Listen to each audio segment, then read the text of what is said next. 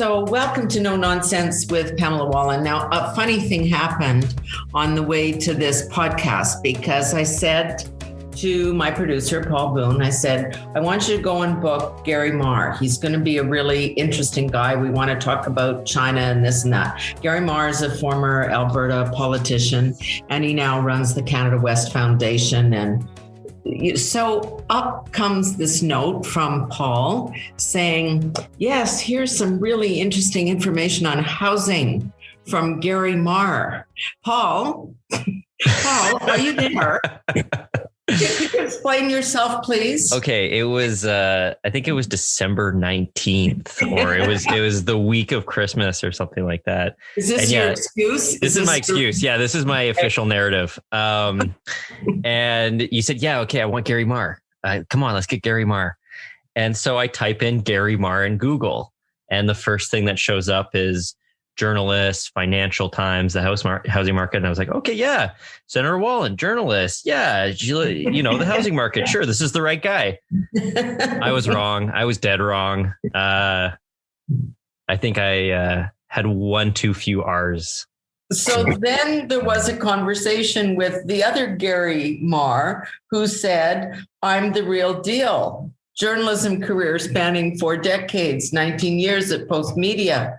Now I work for a large real estate data company that takes a look at all these housing trends. And so he and I agreed that we should probably do a podcast with him too. And he's here. Garry, welcome.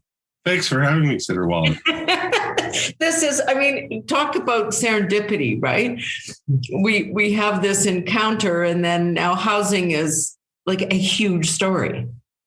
That's all anybody can talk about, it seems these days, is whether they're counting what their house is worth, or they're shut out and they're trying to make their way in. It dominates all our conversations. Well, I want to talk about those trends. So one of the headlines that grabbed me the other day is Canadian real estate is in a melt up as opposed to a meltdown. Like, it's just, as you say, on every score, it's kind of moving. One of the things that really has interested me in the stats, and I'm sure you're seeing this, is that people Paul's age, like millennials or, aging millennials, can we call you that, Paul? I'm not sure. Yeah, he's saying we can, are getting into the housing market. This was a generation that didn't ever think they would.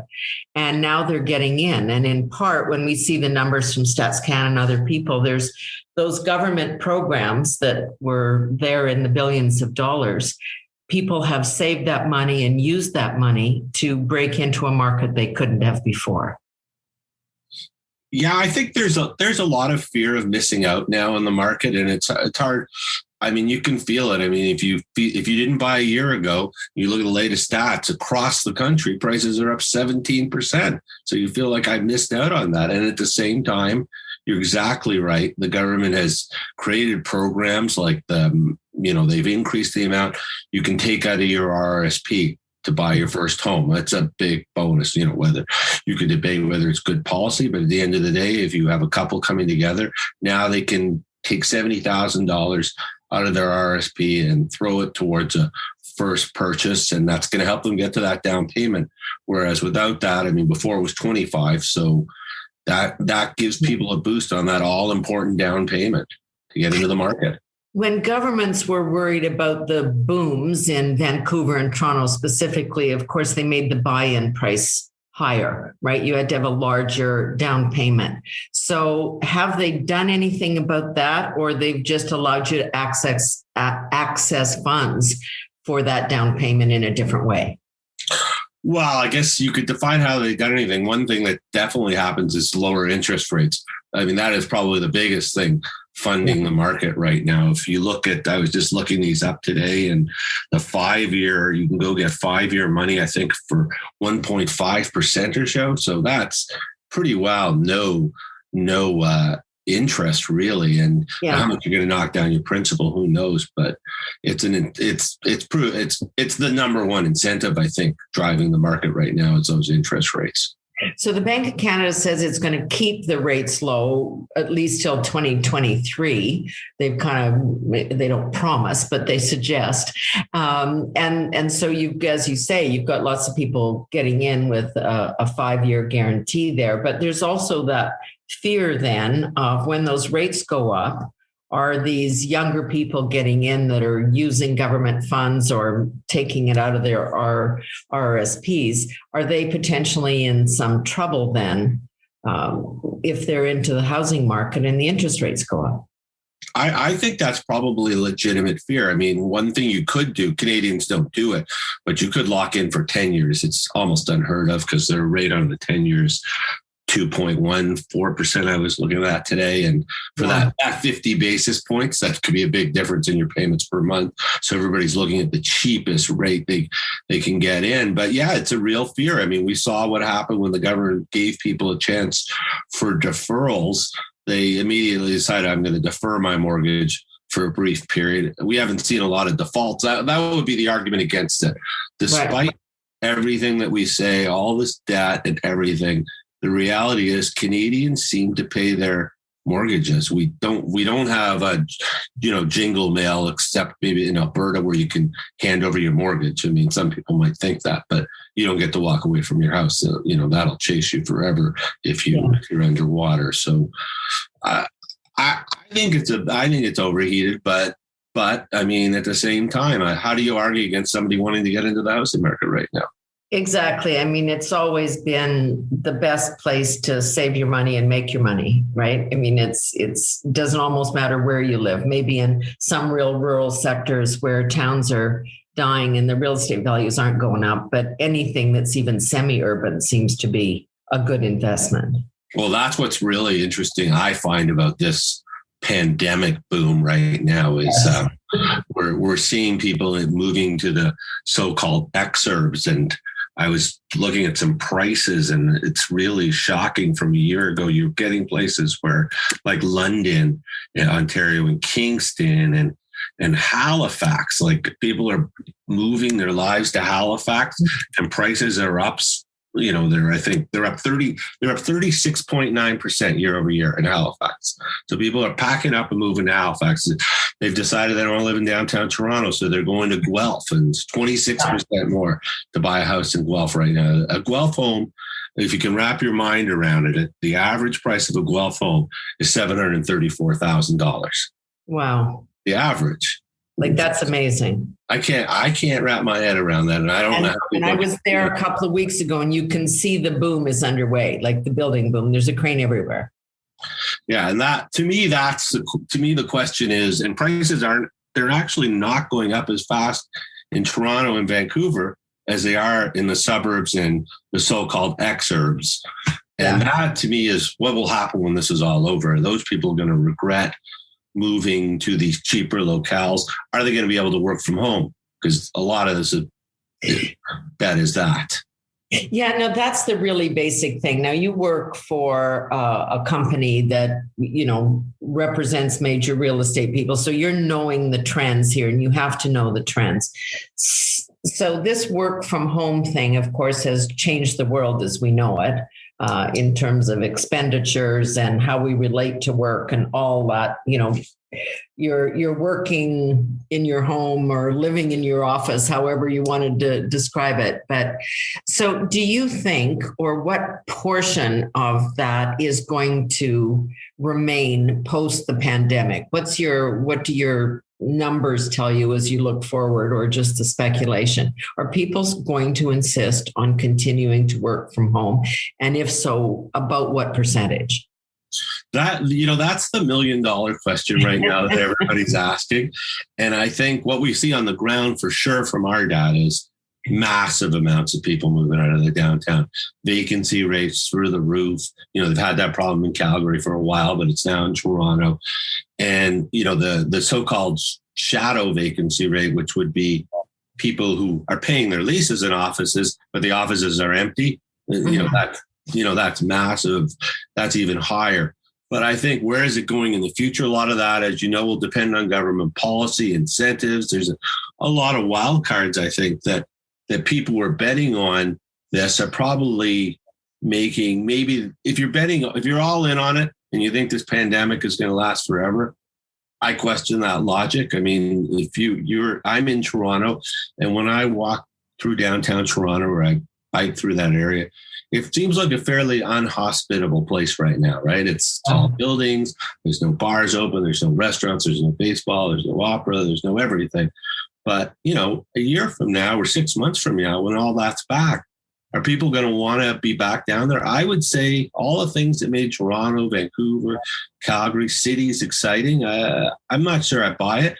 But I do agree with you that, and everybody seems to indicate this, a hybrid formula is coming, like where people want to work part of it. And the question will be, how does the employer and how do the employee agree on a middle ground? I think that's the big question. So what do you do if you're in the real estate business? What are you planning for? Or do you just have to wait this out till we see if and when the pandemic ends, and then we start to watch how people behave and whether or not they can negotiate that at-home work or remote work so that they can live in smaller, more affordable places? Although, as you suggested, the smaller places are going up in price. Relative, I guess. Yeah. I guess you could look at like what we're seeing is some shorter leases. People aren't, landlords aren't committing. Tenants aren't committing to a 20-year or 10-year lease right now. There's a lot of sublease space on the market, so you can commit to that. One of the things I find interesting about the work from home philosophy is how we measure productivity. Because for me, every survey that I see says the worker has decided he or she's more productive at home, right? Everybody says that. But the employers and the executives, they're not that clear on this. And I think when I think about this, I'm thinking about it a lot. I think the disconnect is, what is your work day? Now, for me, what is my work day if I'm in the office? That includes getting into the office. It's an hour and a half. Right. People have to get ready. Luckily, if you saw me, I don't have any hair, so I don't have to prepare that. I don't take a lot of time to prepare myself, but a lot of people do. So is your total work day, I think, is, 10 hours? Let's say it's a typical 8 hours at work, and your work day in the office is 8. Your employer doesn't really care about your hour commute. And that's where a lot of this is commute, right? The commute in Toronto is it's an hour each way for the average person. That's 2 hours a day. Where does that factor into productivity? To me, that is at the core of the issue of productivity. And if employers decide that they have a business where the employee is happier, they might say, go ahead, work from home. I don't care if you're a little bit less productive, because I no longer have my office costs. And after employees, office is usually the number one cost, right? Your physical rental space. What is going to happen? As you say, when you drive through the canyon in Toronto, Bay Street, there's a lot of beautiful tower buildings, and the commercial space on the main floor, or the stores or restaurants, might come back. But will they come back if there's nobody in the other 75 floors or 101 floors? That's a big question. I was listening to a conference in Ottawa about 6 months ago, and it was talking about Ottawa real estate. Nowhere is this, in Ottawa, 25% of the space is the government, right? Yeah. So, but the government of this head of procurement said, we're very well aware that if we leave the downtown and let every federal public service employee work from home, Ottawa's not going to have a downtown. It's going to die. It's going to wither on the vine, and they built this great transit system. So I think employers are in a battle with this together. I think there's a lot of big factors on why downtowns can't die. One that nobody really talks about is who owns all these tall buildings. Our pension funds, the big pension funds in this country. Yeah. All of them have about 10 to 15, 20% even of their allocation in real estate. Like, we don't want to see, Oxford Properties or any of these big players, Cadillac, Fairview. They represent teachers, municipal employees. We don't want to see their investments down, lose a fortune, do we? I mean, we have an incentive to keep those buildings full. That's a little bit of self-interest that I hadn't actually considered, that we want our pensions to be there. And that means these investments have to... Yorkdale's empty. Who owns Yorkdale? 2 pension funds. One of probably the most valuable mall in the country. And everybody says, well, whatever. But, if I'm an employee of a municipal employee, I might want to get my pension check. Certainly a percentage of that comes from Yorkdale. Let me come back just to something you mentioned there about downtowns, because this is a trend that's been going on way pre the pandemic, which is, I remember one of the first times I lived in Ottawa. Of course, I've been there 5-6 times, but to work in different incarnations. But that downtown used to be vibrant. Now people have moved to the suburbs for bigger homes. There's all the big box malls and everything around in places like Ottawa. Of course, that happens in almost every other community. Can downtown survive the pandemic at all? Because they were borderline at the beginning. I think, a lot of this will be pricing. Like what we're seeing in downtown Toronto is, and this is true in Ottawa to an extent, is rental rates have dropped 20%. Like before the pandemic, it was the prices to rent an apartment in downtown Toronto. They were astronomical. We were, in the luxury end, those new gleamy, beautiful condos. You were getting a 500 square foot condo and it was renting for $2,000 a month. Yeah. It was crazy. And that price is off 20%. So at some point, the delta changes and suddenly maybe that downtown becomes a little more attractive if prices drop by 30%. A lot of people are also, there's a lot of, that's a young population, young demographic. Mm-hmm. And I'm sure if there was no reason to be downtown, you got to live at home. You went back at home to live with your parents. And we've seen the numbers skyrocket of people under 30 living with their parents. I don't know. I live with my parents. How long can you do that for before you want to get out? that would be my question. I think there is a point where people do want to move out. And if the rental rates drop, I think there'll be some shift back into cities. The other question about renting, and we've seen a lot of people, and I think this is not just in the Toronto area, I think it's everywhere, that people have gone, as you say, further out, either to smaller towns or maybe to a lakefront or a country home or something that they had, their second home. And I just got an email from some friends yesterday. They're selling their condo downtown. They're going to move full time to the country and then maybe rent a little small place in Toronto. So if they want to come in and go to a restaurant and overnight, they can. So then that's going to put pressure back on the rental market again. Definitely. I think what we're in a rental market is not a permanent situation. I think we've got an affordability problem in cities. It's eased off now. All you got to do is, I think the headline said we were at, what was the recent low for immigration? We're at it's like a record low in the last few decades. So all those people aren't coming in. Take the students, foreign students who haven't come in, a lot of students who would have been renting are living at home with their folks, and that includes people who might be going to university towns. They're back home. I have friends who have children who are at schools in some of these towns, and they're back at home doing their degrees online. That's not going to last. So that, you're right, that pressure's coming back, and it's going to come back really strong, I think.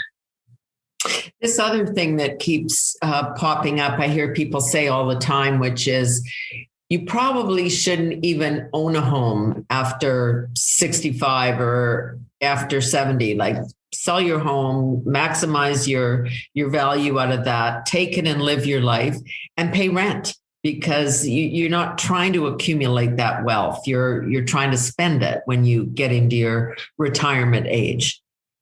I mean, it's not a bad philosophy. I can understand why people would do that, especially if you have a finite amount of wealth.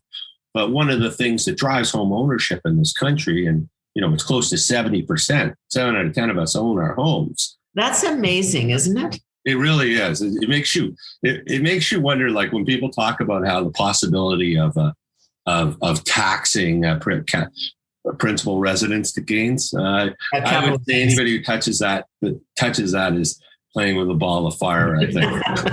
That's just my view. That might be the one issue people vote on.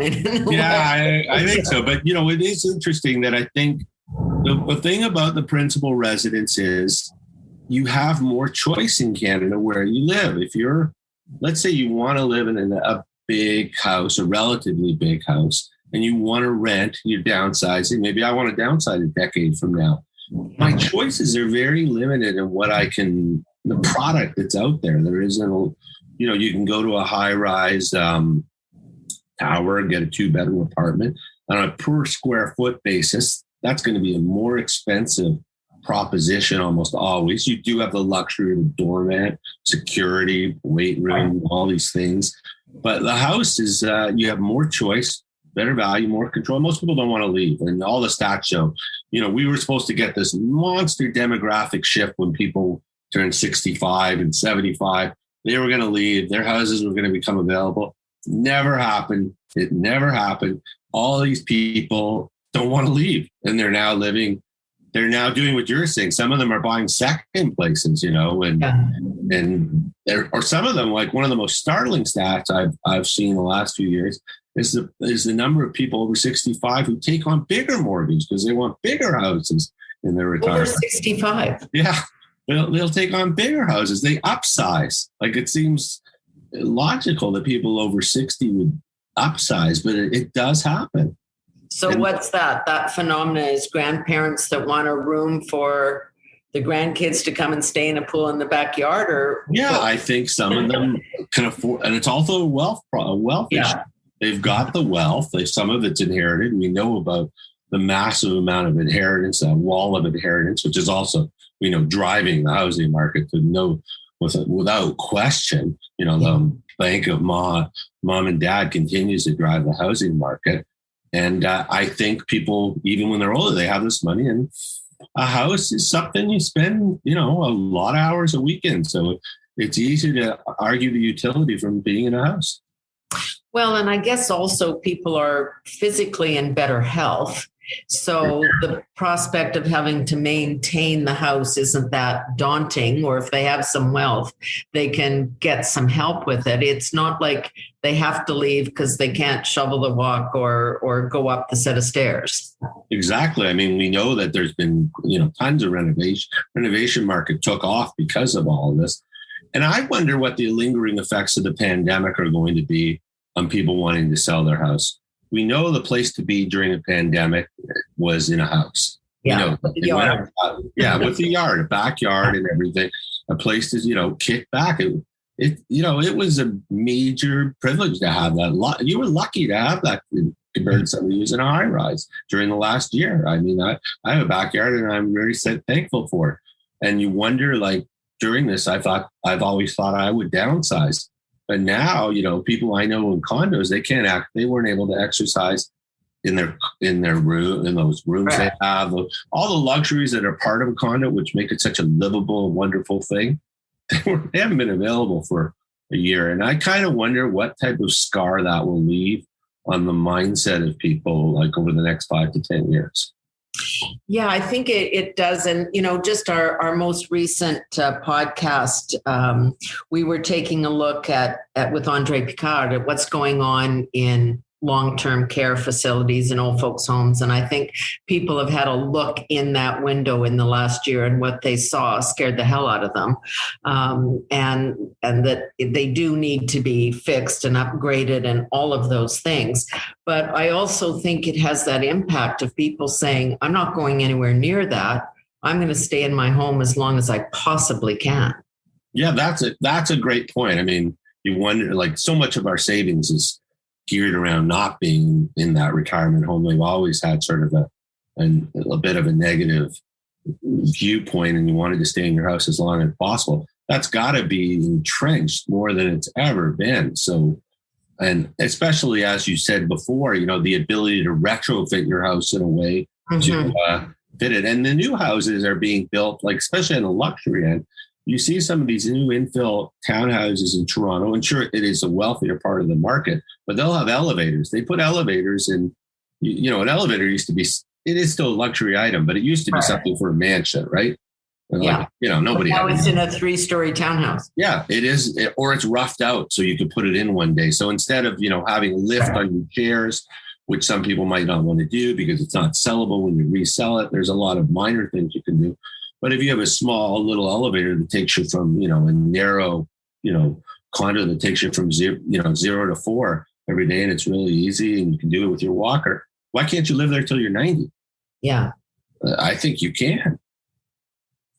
You talked about and mentioned, of course, government policies and how they decide to react to this and what they tax and what they don't and what their environmental policies are and all the rest really have a dramatic effect. So we've seen things like lumber prices just go sky high in the pandemic because there is so much demand and because it's been hard to get supply.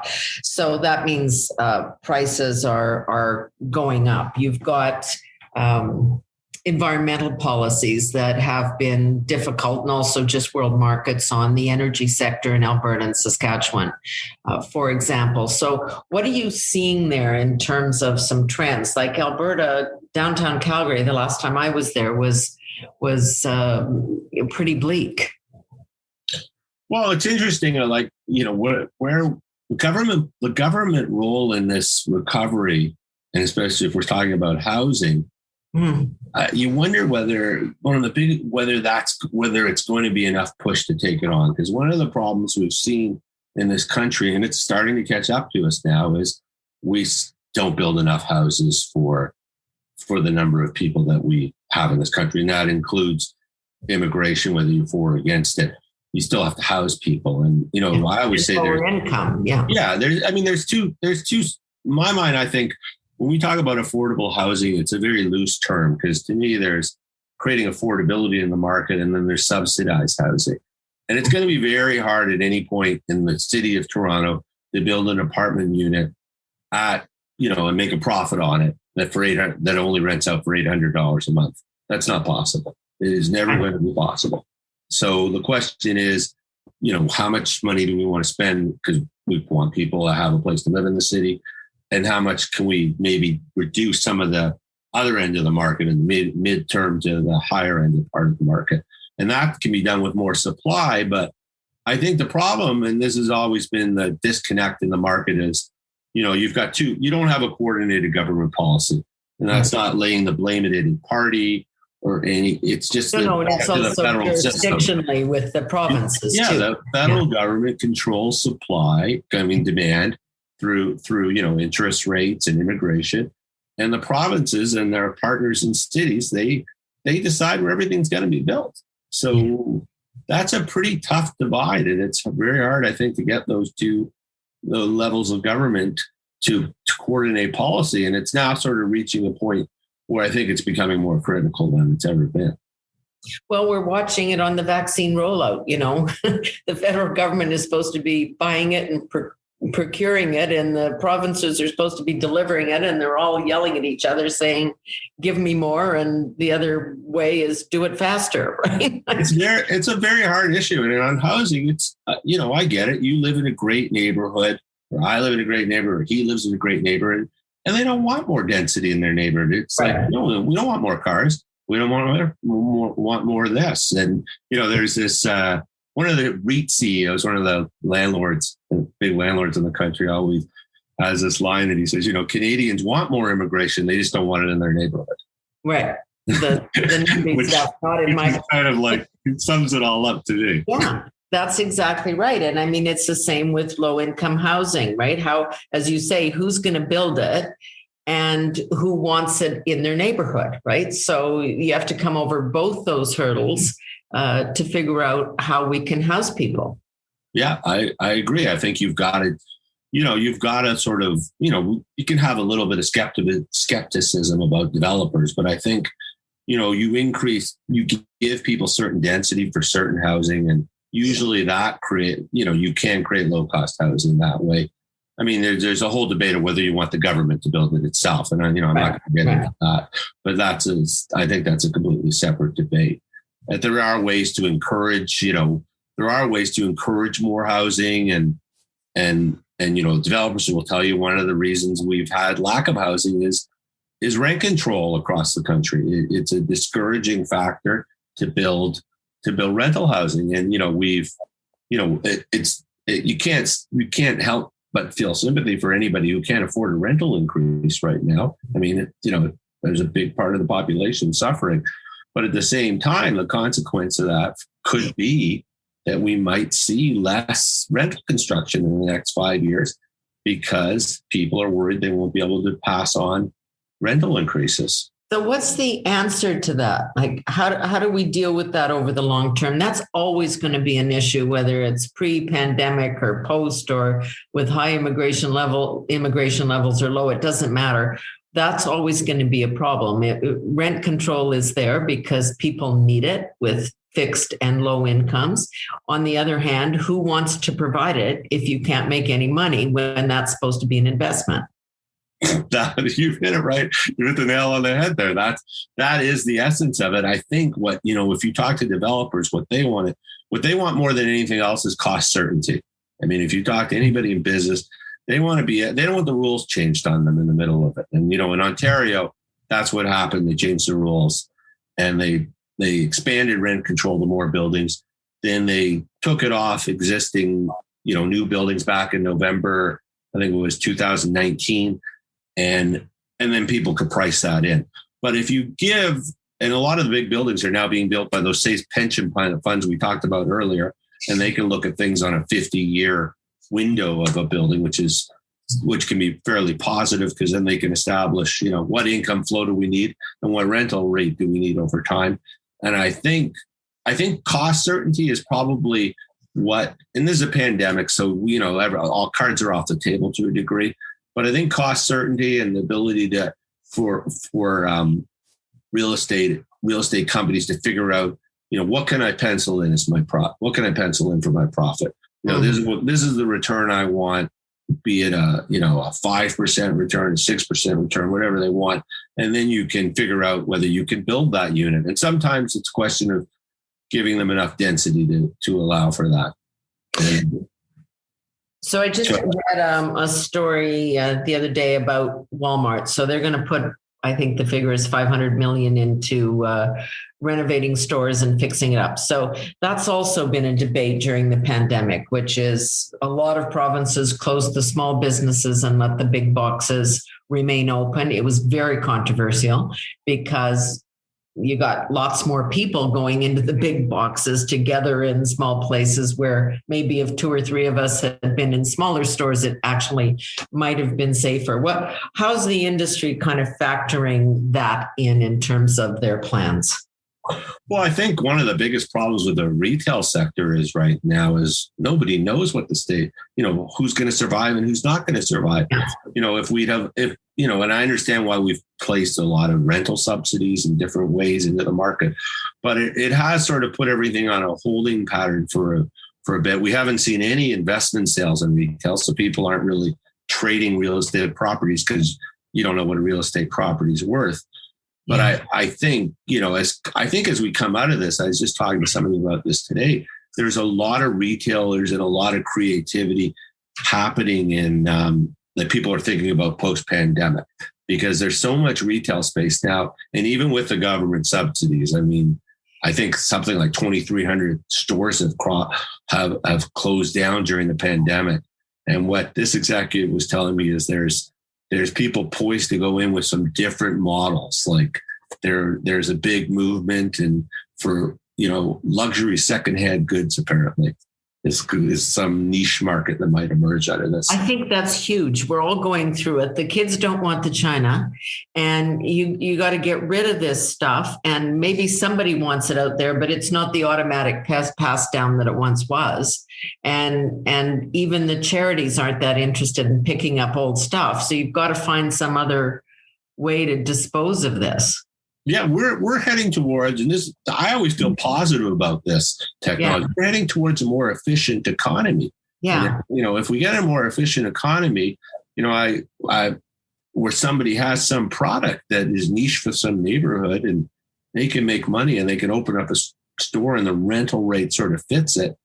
I mean, that's an ideal world where people can fill into some of these some of these spaces that haven't been able to make money.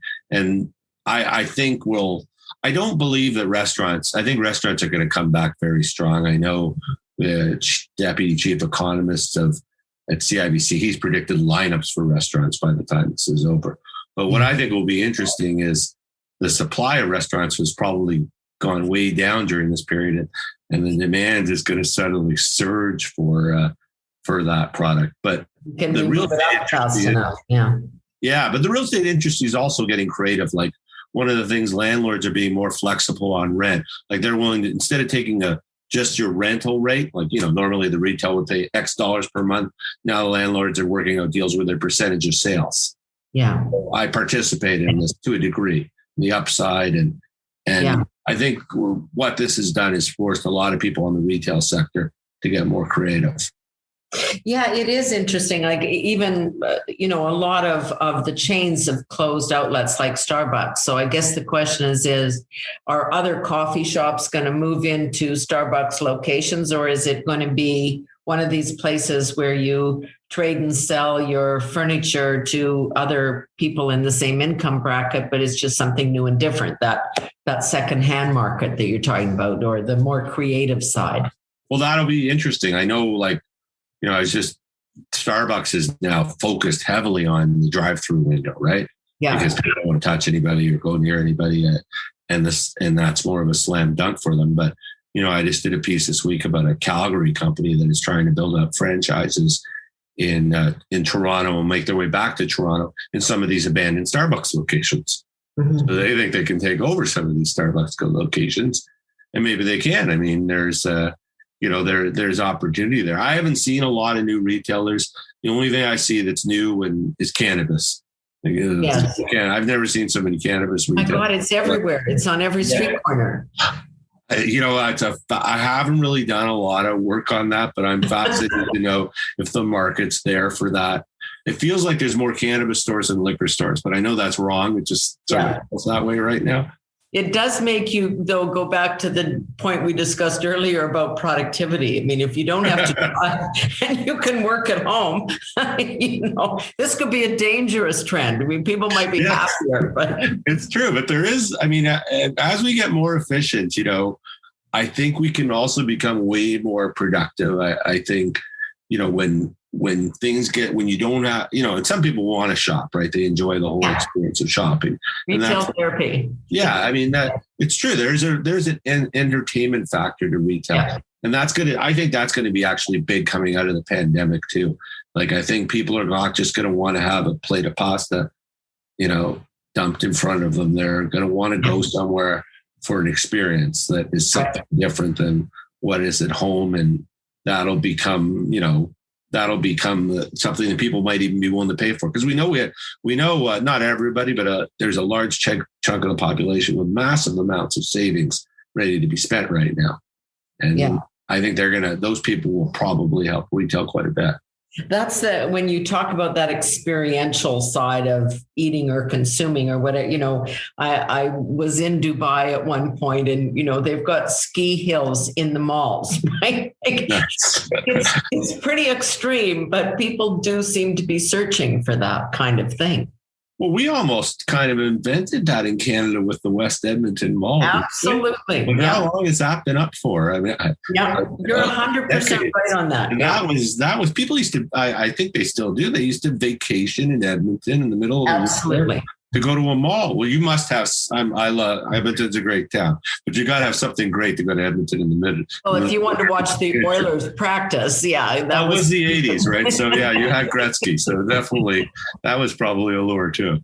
But I think you're right. So is that going to continue? I mean, you do see restaurants with waterfalls, and people are trying to do something a little different. Is that going to be true in the mall itself or in the office tower itself? Or are we going to follow that other trend where we've become much more judicious about how we spend our money, and we've kind of toned down our needs and demands? Like, if you watch the spending patterns. So do we want this other stuff, or do we want to be more frugal, or will we be both?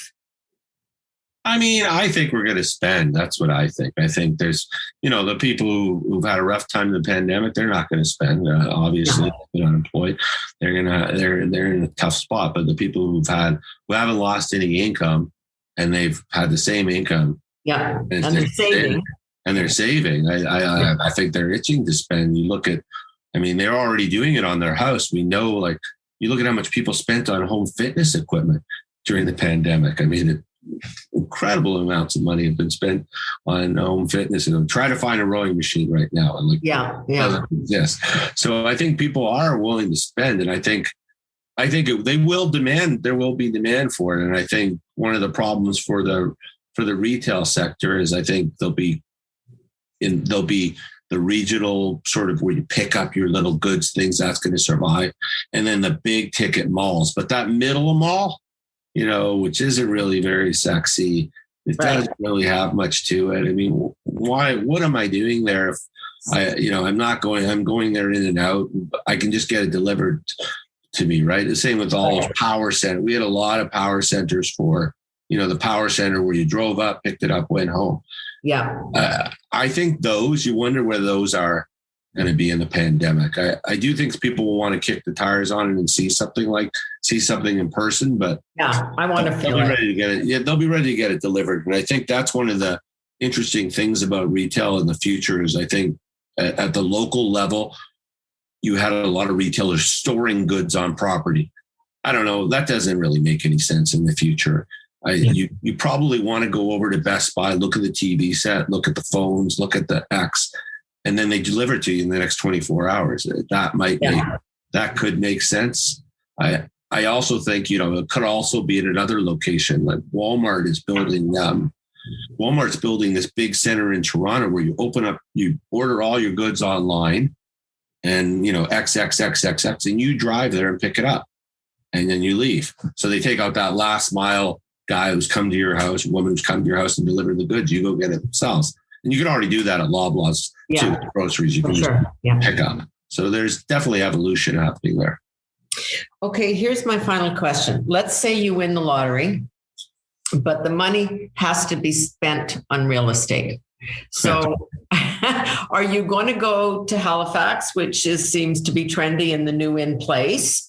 Are you going to go to Calgary where there's good value? Are you going to go to Kelowna or Guelph? Are you going to do big city, small town? What would you do? What's the best value? What's the smartest thing to do from your vantage point? Well, I have a Toronto bias. I'm a Toronto guy. So I would probably look at buying something. I might do a hybrid solution. I would consider a property in Toronto that is fits what I need here, and then maybe look for a vacation property when those prices drop a bit. Because I think right now everybody wants a vacation property. But vacation domestically or in a foreign locale? No, I'd probably stay in Canada. Right now, cottages, we know they've gone through the roof as well, right? But I think cottages will cool down. Why does everybody want a cottage? Because you can't leave the country. It's a lot of magic to that, right? Yeah. And these trends like Halifax, are they for real or are they just the in thing? Like everybody loved Vancouver and all the Asian money came in and bought everything up. And, we seem to go through those things. Are you seeing any, is the Halifax thing for real? Do you think Calgary still is a good bet? What do you think about those places? We'll take you out of the equation. Well, I look at Calgary and, God, if you go online, if you're a Torontonian, you go online and you look, or from Vancouver, and you look at what you can get in Calgary, like 20 kilometers plus just outside the city limits. There are some unbelievable, we're talking acres of lands with 6,000 square foot homes. You could have a horse, maybe. It's like in your living room, yeah. And you could, I think with Calgary, there's got to be a point where Calgary becomes so affordable because it's a big city, right? Yeah. And you get to live there, and it's spread out. Yeah, a fraction of the price. Your employer gets to house you in gleaming downtown office. Some of these offices have been redone, so they have basketball courts on certain floors for leisure activities. Like they have every amenity in some of these Calgary buildings because there's so much space there. So I don't know. I as soon as somebody tells me that something's, it's finished, I always think, oh, okay, the media's always behind that. Calgary's going to come back. I think Calgary's going to come back. I don't know when, but I kind of believe in Calgary. Halifax, I think will be, I can see that being a niche market for a long time. It's a beautiful spot. Yeah. But if you got to be in the, and even work from home, you're going to have to be in the office probably at least once a month. But I would think maybe even once a week. You're not going to commute from Halifax to Toronto once a week, are you, on a regular basis? I mean, you could be committed that would presuppose that the airlines survive as well. Yeah. Well, we'll assume that they survive, but I just don't think people are going to do that. I think Halifax will continue to be a strong city, and it probably will get some nice bounce from this pandemic that'll stick for a long time. But I don't see it replacing Toronto. I think the suburban story will probably continue, like the Guelphs, the Londons, the Kingstons. I think the Kelownas. That's doable. So you can drive into, if you can have a big place in Kingston, drive in once a week for 2 hours. You got the downtown condo that you were talking about earlier that maybe you own. It's 400 square feet. It's like a hotel room you own. Makes sense. Yeah. Okay, well, we're going to check in about, 10 months. Let's just assume that we're going to get through this and the vaccines are going to work and the variants are going to be kept at bay, and see what happens next in terms of this whole market and how right or wrong we might have been today. We'll see. Thanks for having me on. Garry Marr, the real Garry Marr, as he said. From CoStar News. So that's kind of an industry publication, is it? Yes. Well, CoStar is like the world's largest data provider, but what we're doing, which is very exciting for journalism, is we're creating almost a Bloomberg of real estate news. Okay. And we've hired about 60 journalists. We've got people in markets like London, New York, Atlanta, myself in Toronto. We're looking for a Montreal reporter if you know anybody. We're a big company, and we think there's news to be told in the real estate sector that people aren't getting elsewhere. Yeah, no, for sure. Absolutely. All right. Paul, do you have anything to say about how proud you are of yourself that you found the wrong Garry Marr that turned out to be the right Garry Marr? I have two things to say.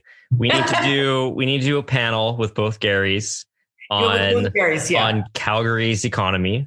I think just to confuse our listeners a little bit more. I'd like to meet him. I want to meet him my whole career. We're going to do this.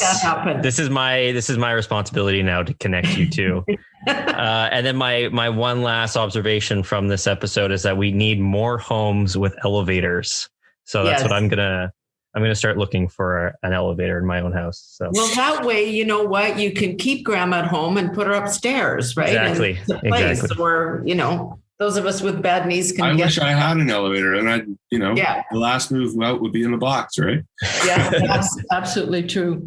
Okay, that's great, Garry. We'll talk soon again. Thanks so much. Okay, thanks. Bye. That's great, Garry Marr from CoStar News. So that is this edition of No Nonsense. And Paul, you've redeemed yourself because this was a really good conversation. It was a happy accident. It's a happy accident. All right. We'll see you soon. Thanks to Paul Boone, our producer on this, and thanks to Garry Marr.